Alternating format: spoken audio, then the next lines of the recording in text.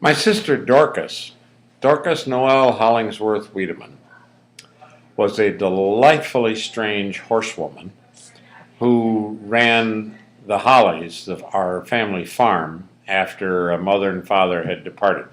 And she had some thoroughbred racehorses, and she was very interested in seeing them run and work.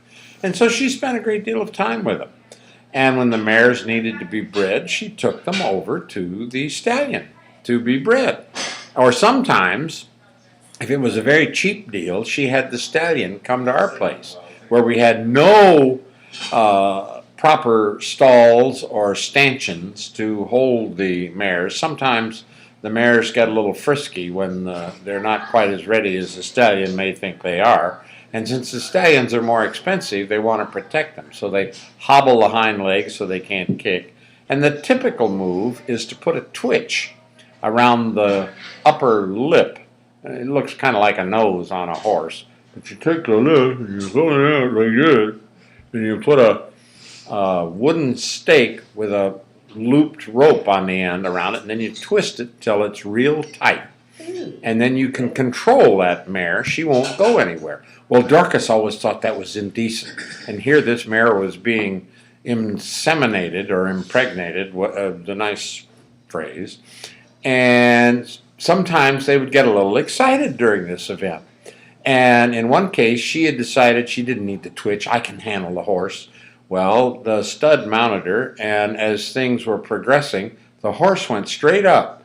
And they had great big horse kind of buck teeth, and came down and took off her entire nose from about here to here.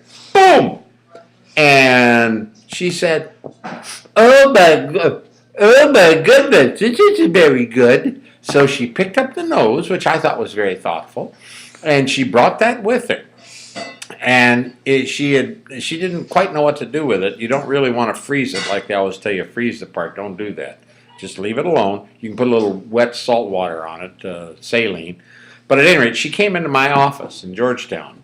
It was a private practice office. We had a little operatory in the back room, but we were certainly not set up to replace noses particularly. But I very carefully sewed little tiny micro stitches all the way around here, came all the way around here, just like the right down to there.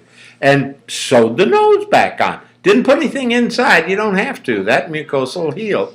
And the big thing was not to have the scar out here. Well, it worked beautifully. Nobody could believe it. And they would look at Dorcas and say, I thought you said your horse bit your nose off. It looks good. She'd say, but it's very cold in the winter. I need a little nose cap. And she always complained about not having a nose cap. So one year she got a Christmas present.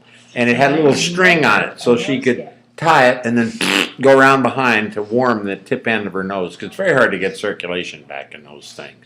Son of a gun. Your father